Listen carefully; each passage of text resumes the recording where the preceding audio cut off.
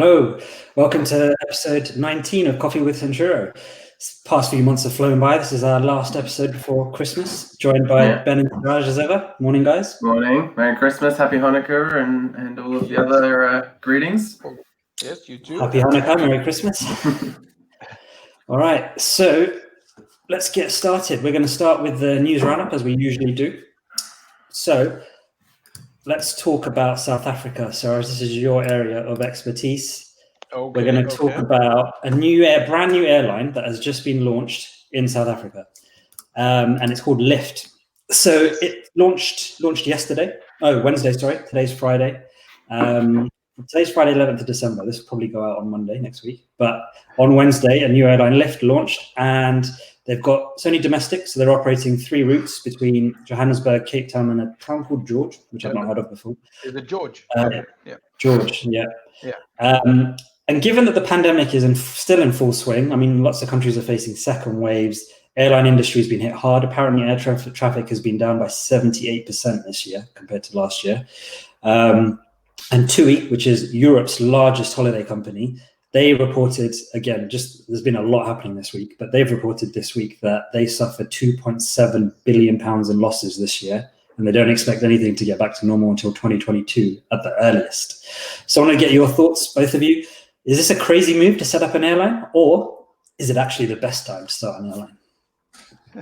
So, yeah, I mean, I think just from a South African context, if I can put it, is that we've been under pressure already. We've got a few kind of budget airlines around.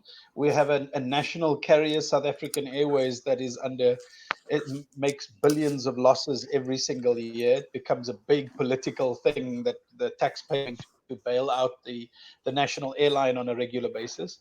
So this is, I think it's a ballsy move, but I think it's. I know the CEO that's starting it out. So Gidon Novik starting it out, and I worked with him when he actually ran the first low cost airlines called Kulula in South Africa. So he introduced it, he built it up, and then he left to do something else. I used to publish the in-flight magazine for Kulula when he was still there, and I back him. He's an absolutely brilliant businessman, and he's again come in and he's doing it kind of very edgy. The guy, they're breaking all the usual kind of rules in the same way that he did with Kulula.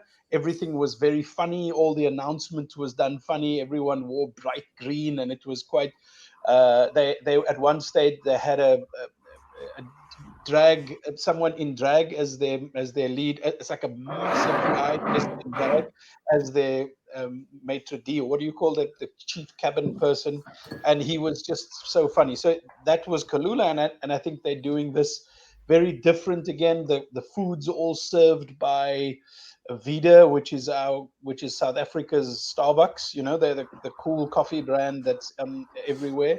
So it's interesting that they've come in, and I think at a time where the sentiment is just not to use the South African Airways and their equivalent low cost airline Mango. So there's a bit of politics involved, but I think, just generally. Sometimes in a crisis, I think it's a good time to launch. Yeah, I would have gone with it's maybe the best time to try it. I think one of the problems with the existing airlines and all their losses surely has to be, legacy systems and processes and overhead, right? So they've got this massive company. It's very difficult to pivot and to come in on a budget and be aggressive, I imagine. So if you're starting off new, you can be disruptive. You can put things in place that reduce your costs and reduce your overhead. That they don't have.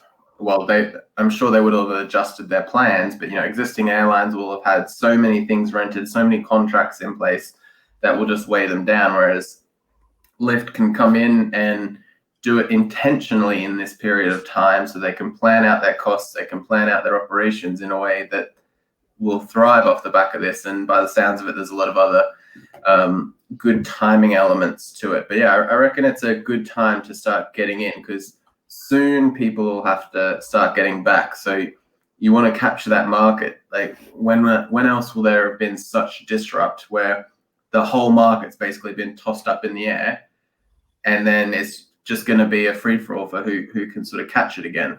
So it's a good opportunity, I think, to get everybody's got a chance to refresh their brand biases and so forth. So I think smart move.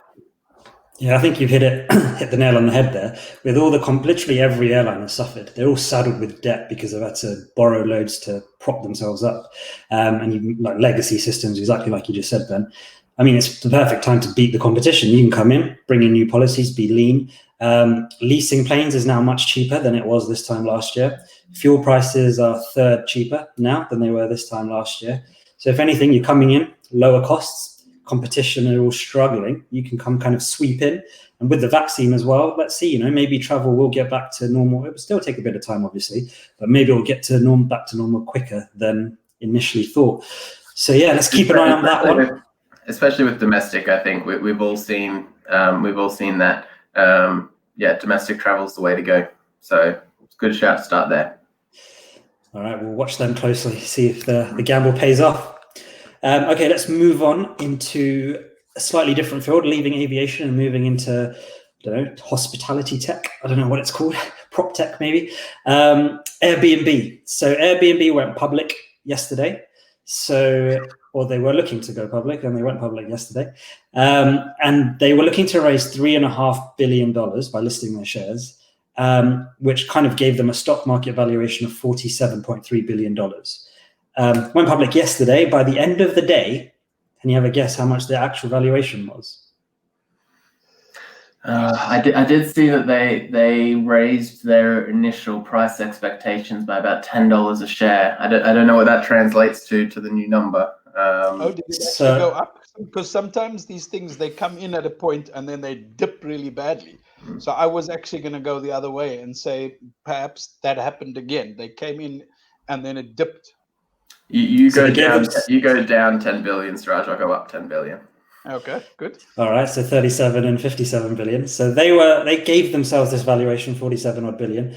By the end of the day, valuation over $100 billion. And I'm going to put this into context. In April, they were backed by private equity because they were struggling from the pandemic.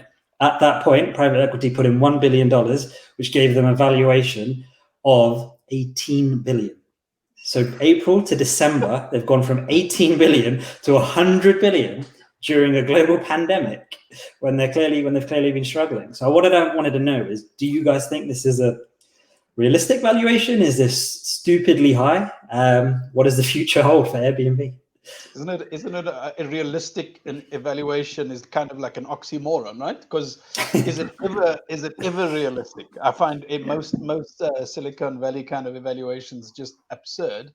I think it's overvalued, but at the same time, what an amazing time. Look, it's again this exactly the same thing, which is I think we said it when we started out these programs. We were speaking about people taking advantage of the crisis and the fact that you can actually make a real win. And this is one of those things that might go down in the history books of something that really worked in to their favor, because they dipped and then they went straight back up when people realized, well, then I'll just holiday locally. Yeah, I think that's been one of the keys. And, there's been a few crazy valuations and IPOs and so forth. This year, it's been quite an interesting time. But I think what's unique is obviously one element is Airbnb is profitable. And to say that while we're still in a pandemic and have gone through it is a crazy big tick in their favor of all these other companies at the moment that are IPOing, and, Uber still loses millions and they're worth how much?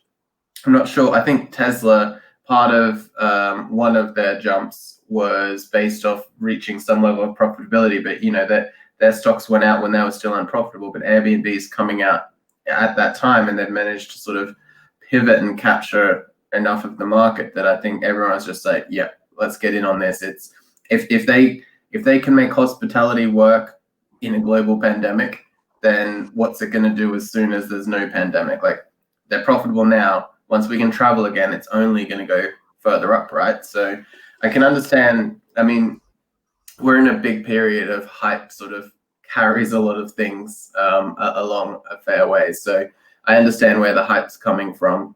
Whether or not it then, averages back out to somewhere between that 47 and 100 billion, who knows? Maybe because it's worth 100 billion now, everyone else jumps on. It might go up again before it drops. Yeah, I think it's grossly overvalued personally. I was going to say, I mean, they have pivoted. They've done really well. So one of the statements their CEO made was, we're great. Students have been using us because they don't want to go home to their parents, and people who want to self-isolate, or some people want to work remotely but don't want to work from home. They've been using Airbnb. But that doesn't really seem sustainable, nor does it seem enough for you to think. So yeah, they were profitable in 2019. I think that was the first year they were profitable. I doubt they were profitable this year. Not 100% sure on that one. But if they were, that would be amazing. But either way, I mean, there's a lot of controversy with Airbnb even before the pandemic happened. So cities like Lisbon, Barcelona, a few other European cities have actually threatened to ban Airbnb because they're saying that, it hurts locals in terms of rent prices.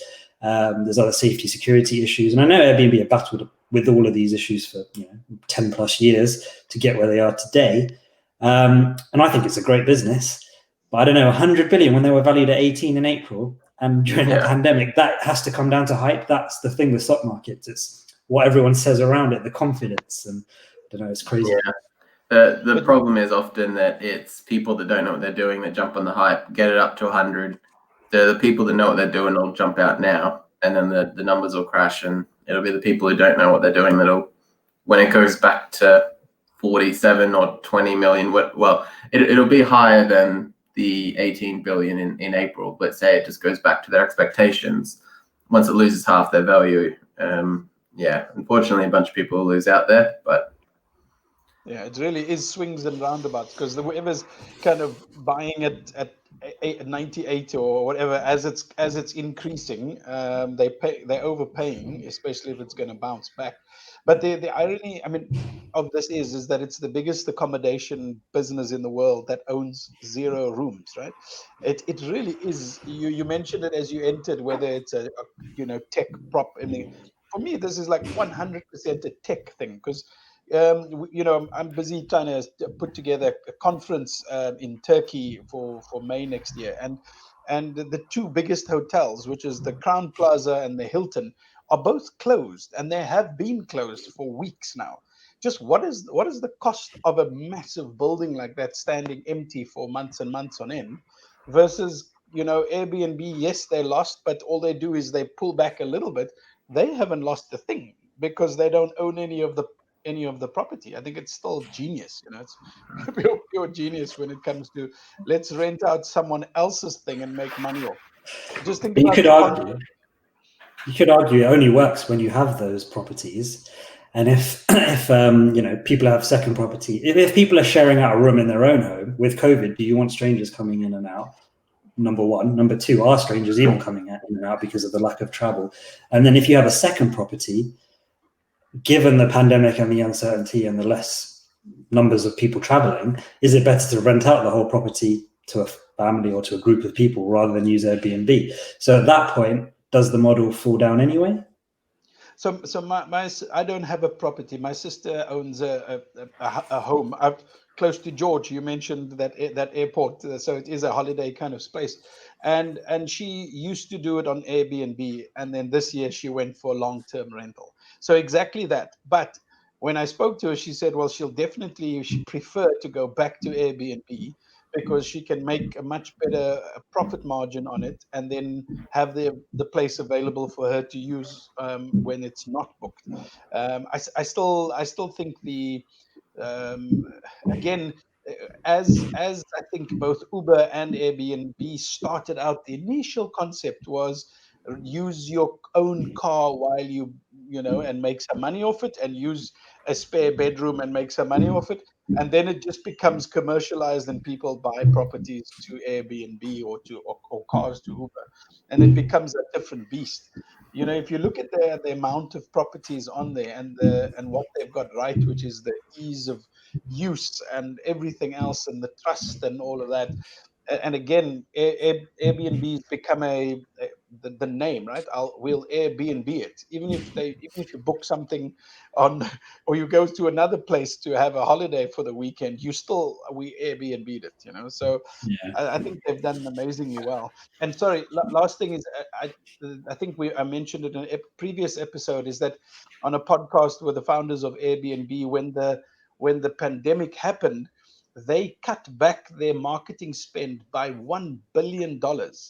And you don't think of a tech platform spending that amount of money on marketing, but it does. You don't become a brand name like Airbnb without that.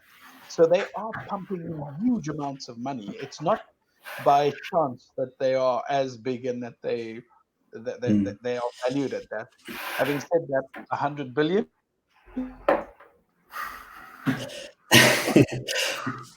He seems to have frozen up the statement that he froze. Computer couldn't handle that number. Well, let's hope he reconnects. But it's a good point on the marketing, because from a PR perspective, Airbnb have been in the news pretty much all year. So even though people are saying, their numbers have gone down by 80% at the beginning of the pandemic, just the fact that people are aware of them and it's an option, staycations, the rest of it. So that's probably helped. Okay, let's move on, and hopefully Siraj can hear us or comes back. But as you mentioned, Tesla. Oh, there we go. Is he coming? There he is. I'm back. Sorry about that. There's the Cape Town internet. There you go. Sorry about it. No worries, but we're going to move swiftly on to similar themes. So Ben mentioned Tesla earlier, and sticking to hype and confidence and people commenting on the stock markets, we're going to move on to Tesla. So on Wednesday, again, everything seemed to happen on Wednesday this week, JP Morgan released a report warning investors that Tesla shares are grossly, dramatically overvalued. And by the end of that day... You don't know that already? We all knew that already, but as soon as somebody puts it in a report, especially someone from JP Morgan, by the end of the day, Tesla's shares were down by 7%, which, if we look at Elon Musk alone, his net worth he lost $9 billion, basically. And I guess we should all feel really bad for him, because it left his net worth at just $136 billion. But my point was, again, so with Airbnb, we had the hype. Their valuation goes up. With Tesla, some bunch of people write a report, publish it, suddenly the price drops. I mean, what do you guys think about the fact that just a comment or a report can have such a big impact on stock markets? And do you think Tesla will bounce back from this? Is it a problem? Yeah, I think on some level it's needed, right? Because it needs to balance out that hype. As I said, the problem is people get FOMO, they get the fear of missing out on the crazy numbers and so forth. So they buy in without really doing enough research. So you kind of need something official, like a report from JP Morgan, like you said. It's like, we might have known it was overvalued, but until someone commits to it, then a bunch of people are going to go, oh, better drop out. And I think it's part of that correction. So yeah, I imagine we need it. So yeah, I guess it's just to be expected. I mean, 7% in the grand scheme of how much they've grown in the last 18 months is not that big of a dip, I don't think, really. So I think if you're on the Tesla ride, you stick to it, and you assume it's going to keep going. Yeah, I think these guys, we've often, can you imagine, I doubt Elon Musk or Bezos look at too much at their bank balance or at their net worth as we do, right? We are absolutely fixated by the fact that the guy lost $9 billion. But imagine you were him and you did that. You'd be a nervous wreck, because it would be doing this, and you'd be like, I'm losing, I'm winning, I'm losing. I think they look at it in quarters. They look at it in a longer stints. And to ask you a question on whether they'll bounce back or how it's going, I think a Tesla is just everything is coming together for them in that. The movement to be electronic, and the movement to the whole view of the global pandemic, not global panic, like global heating, global warming and things, and the fact that we need to get away from carbon vehicles, petrol vehicles. I think there's so much going for them that there's more than hype with them. So there's the fundamentals of a good business is actually there. Whereas whereas the others are the slight fluctuations are expected, but the fundamentals of what makes an actual viable long-term business success, I think Tesla's got it spot on. Also because a couple of months or now probably years ago, Elon Musk, they opened up all of their technology to the patents and all of that. Everyone could copy them, but he had already by then set up become the supplier of the best batteries in the world, and he's just banking on the overall industry to go up. So he's got this thing where I'll lose over here and I'll lose over here and I'll win over there. So it's kind of going up and down. I think they've got the fundamentals of it, and I'm not just saying that because he's a South African. Obviously, I don't know him, but I think you make a good point there. That the way he works isn't always. I doubt he does look at these share prices, or maybe he does. Maybe people know about it, but I don't think he's fussed. So I remember reading. I could be wrong on the specific facts because I saw it on social media, and you can't trust everything you see. But apparently, when he sold PayPal or his shares in PayPal back in the day, he put all of it into his next venture. He put all of his money into Tesla. He was like renting a one bed or whatever, eating his beans, even though he's suddenly become a multi-millionaire. All of that money straight into the next venture. It's not about the money. It's about the objective, about his company, about what he wants to achieve. So yeah, I think you're right. He's probably not personally too fussed about that. And plus it is net worth. This money isn't in his bank account. The share prices go up and down. One day you're the second richest person in the world. 2 days later, you could be the fifth. I mean, first world problems, well, not even first world, the 0.1% problems. Yeah, it's not bad. Yeah, he split his money across SpaceX and Tesla, and I can't remember if that was the third or not, but yeah, that's sort of known for doing. I think, yeah, the market's also really interestingly consolidating. So back to the sort of report effect. A little while ago, there was a bunch of hype around Nikola Motors, which were making I think a semi-truck, fully automated and so forth, and it blew up and everyone was buying stocks in it and so forth. Then they had a big multi-billion-dollar deal with General Motors, who would then start sort of building it.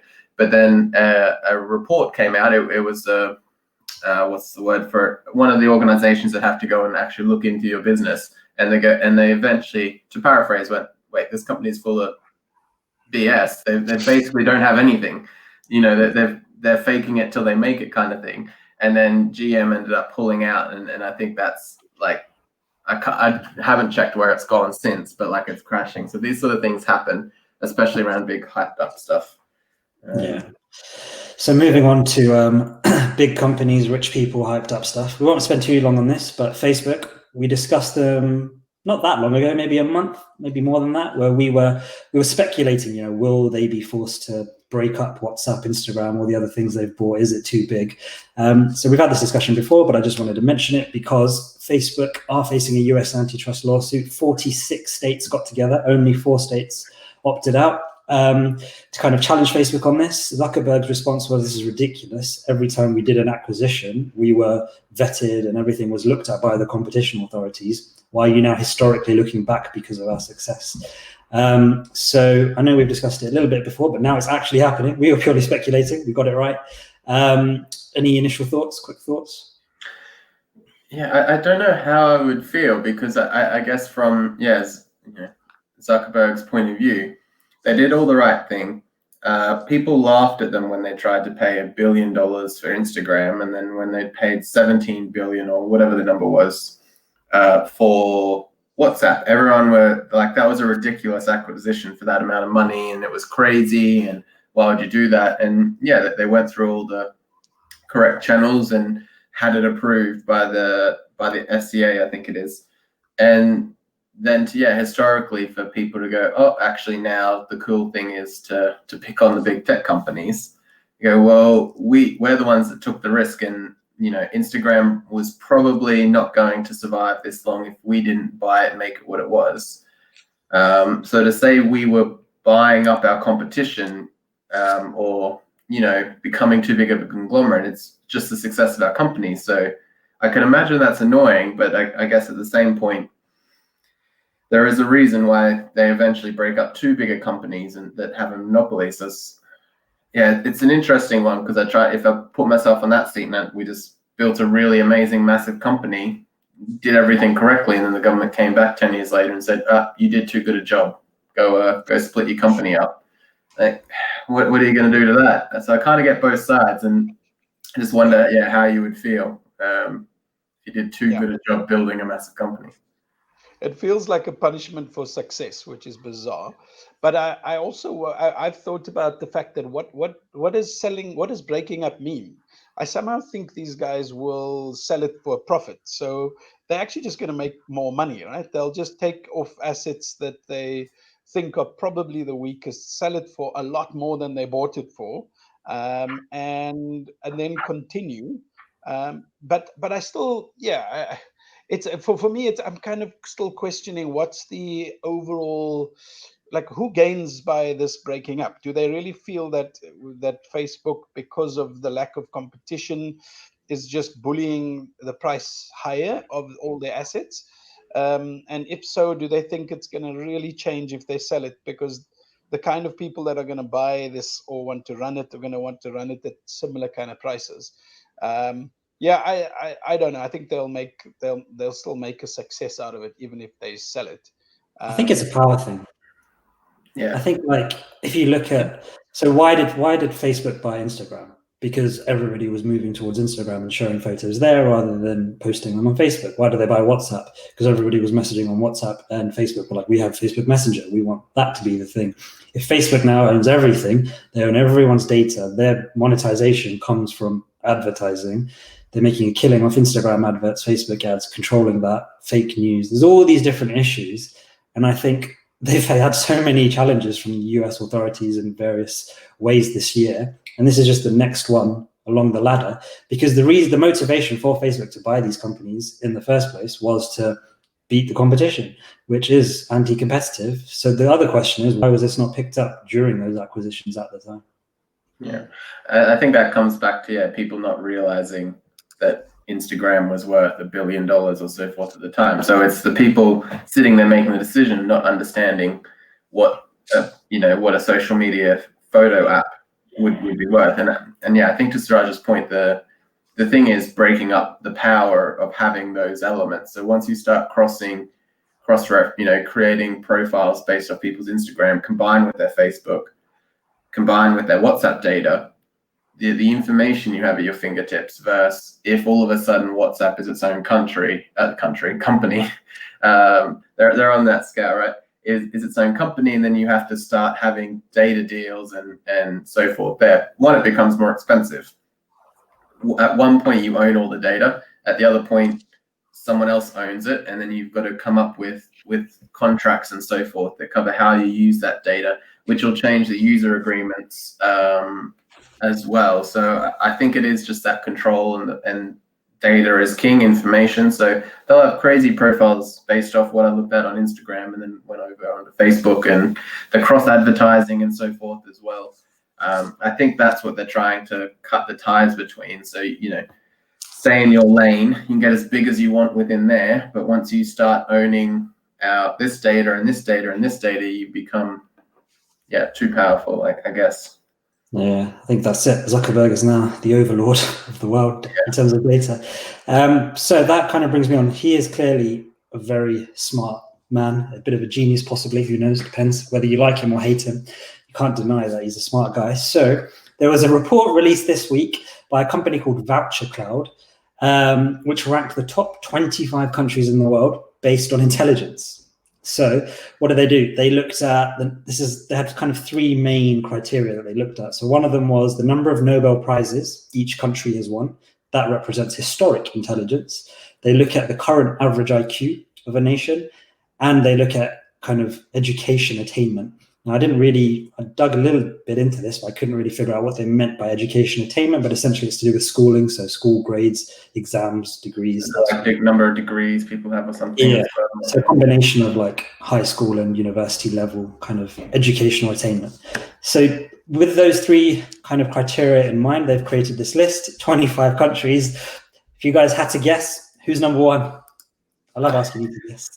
Yeah, it's good. So, if I hadn't looked it up from knowing we were going to potentially discuss this, I would have wondered if the US would be high just from. I assume they must have calculated per capita on the Nobel Prizes. So you would just assume based off the sheer number of people, they might be higher in that, but I don't know. Going off degrees and so forth, I would maybe go over to somewhere like Switzerland, just because I think they have a pretty high number of most people speak 3 languages and have 2 degrees or something like that. So I would probably have gone somewhere like that. So I didn't kind of look it up, and the patriarch in me is going to say South Africa, but I don't even know if we're even in the top 25, to be honest. I'm going to go with thanks. I'm going to go with the unspectacular Germany as number 1. Interesting choice. So Germany, I'm looking at the list right now, is number 12. Switzerland is number 2. So that was a good guess from Ben, even though he's already looked it up. Number 1. That's the one I honestly didn't see the rest of the list. You already saw the first one. So the first one is Japan, which, to be honest, I'm not surprised about. Obviously a highly developed nation. Back at least maybe 10 years ago, they were always known as the top place for tech before tech took over the rest of the world. So it's interesting because a lot of Asian countries are on this list and European countries, but I don't know if this is the best measure for what makes the smartest nation. 1, can you even rank an entire nation? 2, Nobel Prizes, that was kind of a Western creation anyway. So more US, European countries are likely to have them. It's probably changed over time, but still historically. And then average IQ, I mean, when was the last time any of you guys took an IQ test? Was it an official? I was going to ask that. So I must have seen a different list actually, because I saw Singapore as the top. Singapore is top 4 for IQ. Yeah, okay, that might have been what I saw. And yeah, that was going to be my question. I don't know what my IQ is, so where are they getting these average IQs from? I do imagine, obviously, to stereotypically, Asian countries tend to do very well with their schooling and so forth. So that's not a massive surprise. But yeah, I'm wondering. That's an interesting one. And like I said, Nobel Prizes. Yeah. So I mean, the US is number 1 for Nobel Prizes. The UK is number 2. UK is number 17 for average IQ, and it's not even on the list for school achievement. Yet they managed to come in at number 8 in the world. So I don't know. Isn't it interesting how, if we looked, and I know it's a long time, but 50 years or Japan was kind of nowhere, and LinkedIn have these interesting, or I see it on LinkedIn, but the interesting kind of little videos with the bar graphs that move side to side through time, whether it's the size of the company or brand worth or anything like that. But if you look at Japan's kind of growth, and even China to that extent, but Japan, I think just after World War II, because I think that with all of the political and Pearl Harbor and all the else, Japan was really nobody wanted to touch Japan from a business point of view. And even when they started building cars or they're building different things, they have done things progressively really well, and they've grown it as they go along. I think Toyota, has become kind of something about reliability, and it's a trusted brand where you go there. I feel South Korea is doing something similar in that Hyundai and Hyundai, Kia, LG, Samsung, all of these brands a couple of years ago were just kind of, you wouldn't touch it with a barge pole, and now they're actually competing with the top. I just feel they're in for the long haul and they do things really well. I haven't been to Japan, but it's one of those places where it's starting to intrigue me more and more. Maybe I'll go to the Olympics 2020 in 2021. Who knows? No, but I don't know. They've just seemed to be doing things really well, and I think it's not a bad vote for my side of things. Yeah, it's an amazing country. I think these things are always interesting talking point for 10 minutes, and then I sort of move on with my day sort of thing. Not to say we can talk about this more than 10 minutes, and I don't want to talk down a second, but I think that's just where almost to our point on the data, it's like, yeah, well, if you count it this way, then cool. Well, cool that Japan's up there. There's all these interesting things going on as well. I've just quickly checked out myself, and we're down around 15th, I think, or something like that. 18th. It's just bitter. So Australia's 18th, UK's 8th. Yeah. South Africa's not even on the list. Sorry, I'm bringing the team. That's all right. Back to school, Suraj. Come on. Yeah, help out.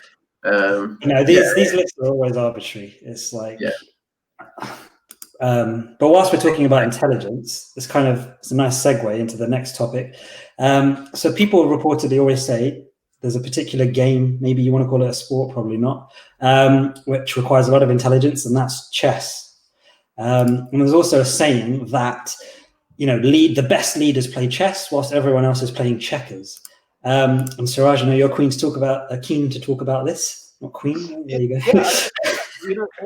And I've only watched the first episode of Queen's Gambit. I'm not sure if Zen, you said you've watched the whole series. I've watched the whole thing. I thought it was a really great show. I mean, if someone had said to you, "Do you want to watch a show about a girl playing chess in the '60s?" you'd be like, "What? Not really." But it's a really good show. But I'm fascinated by the effect of it in the fact that how powerful Netflix has become based on just how they can influence different things. So I don't know if you've got some of the stats there, or I also do, but on what it's done to the game of chess, just directly based on the year-on-year averages of things around this show came out, right? Have you got it? You're gonna run with it, or no, you shoot the stats. So some of the games company called Goliath Games says it's increased year-on-year chess sales by 1,000%. Google's saying how to play chess is at its near the highest it's ever been on this as a search criteria, and books on how to play chess has risen by 600%. I mean, it's just phenomenal how one program can do that. And then it kind of goes again to this the power of influence and the power of things around what we're watching these days. And I don't know if we, the strength of social media, of streaming, of all of these various things, has it ever been that powerful where there's one kind of network that is that can influence globally, besides sport that kind of goes globally? I'd probably say not. It's just, I'd like to see the amount of people bring on. So like Zane said, your average person, if you said, "Hey, are you interested in watching a show?" Would just be is obviously the hype around it makes people want to watch it for fear of follow the bit. I haven't watched it yet. I think we've lost you there, Ben. We're not really getting anything. So hopefully the internet will sort itself out. But I'm just going to develop on that point. So I think popular culture has always shaped society. So what people are interested in, what they want to do, what's cool, what's not cool. And here's a good point that now, has there ever been a company like Netflix that's done that? Because, I mean, if we look at chess specifically, when I was at school, so when I was a kid, I think I was 3-4 years old. My dad taught me how to play chess, but I think he wasn't really that into it either. We just knew how to move the pieces. We play each other a little bit, never really got into it. And then at school, the kids who went to chess club, it was always, there were certain kids who would think, "Oh, that's so nerdy. Why would you join chess club?" And it was almost taboo. Like, you don't want to join that because then you get picked on. Whereas now you're saying all these stats, everything's shot up because of the TV show.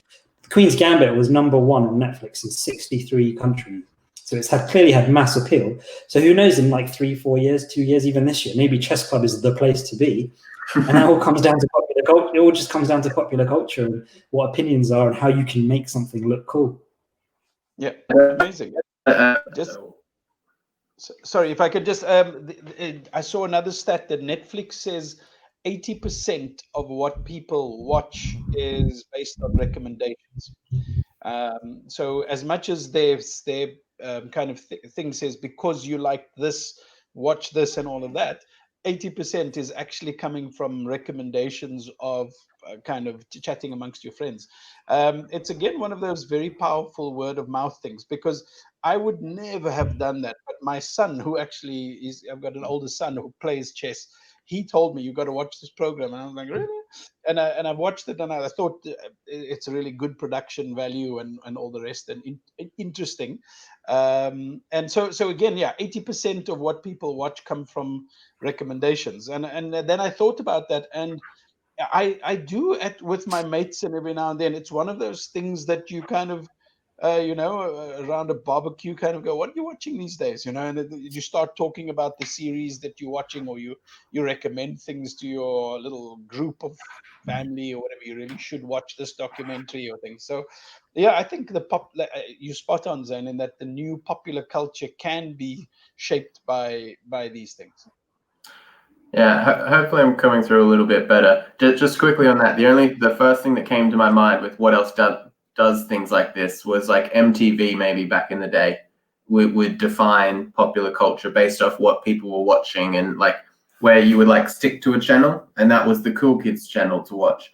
And then like when you were younger, it was the cartoon channel or something that you watched, and that would then inform what toys and stuff everyone wanted to have. And the other thing I find interesting about this and the way this does is, are these chess companies then going to expect these sales next year? I think is an interesting thing to look at, because I think it will be a fad. I don't think chess will be cool in 3 to 4 years. Sorry, Zane. And don't get me wrong, I was along there with you in primary school. We had a really good teacher who taught us the entire class how to play, and the thing became to can you beat the teacher? So we'd literally sit in at lunch, and if he had time to play with us, and try beat him. And that would be the thing, is how many times have you won against him in the year. But yeah, I think it'll be a fad. I think people will fall off. And what's one of the reasons I fall off from it sometimes, you need someone else to play with you to be able to play at any sort of consistency and so forth. And at the same level as you is the other trick. But yeah, I'm really interested to think these companies have 1,000% increase in their sales. You're their sales team, and then they're going to be like, cool, we made this amount of money this year. I want a 10% increase. Like, well, no, we're going to have a 990% decrease because the Queen Gambit doesn't come around twice.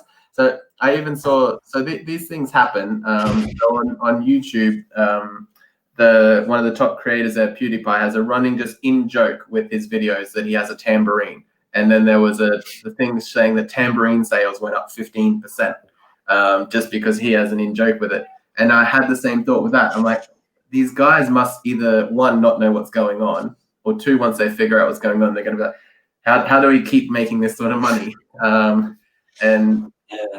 Hopefully they're smart enough to just go, all right, we'll ride this wave, but next year, like, it's have $100 billion valuation this year. One next sell the company at 1,000% increase for $1 billion, and then but that's the good point that you both make. So on the recommendation point, Netflix itself recommends things to you. So like I watched Queen's Gambit because I open up Netflix and it said #1 show in the UK today, Queen's Gambit. I'm like, what's this? You read the description and you're like, all right, let's give it a go. It's the #1 show everybody's watching. Or I ignored it the first few times, and every time you open it up, it's still there. You're like, well, all right, let's see what the fuss is about. But then the point on chess kind of going away next year, I think the thing with it specifically as a game, it's so complicated.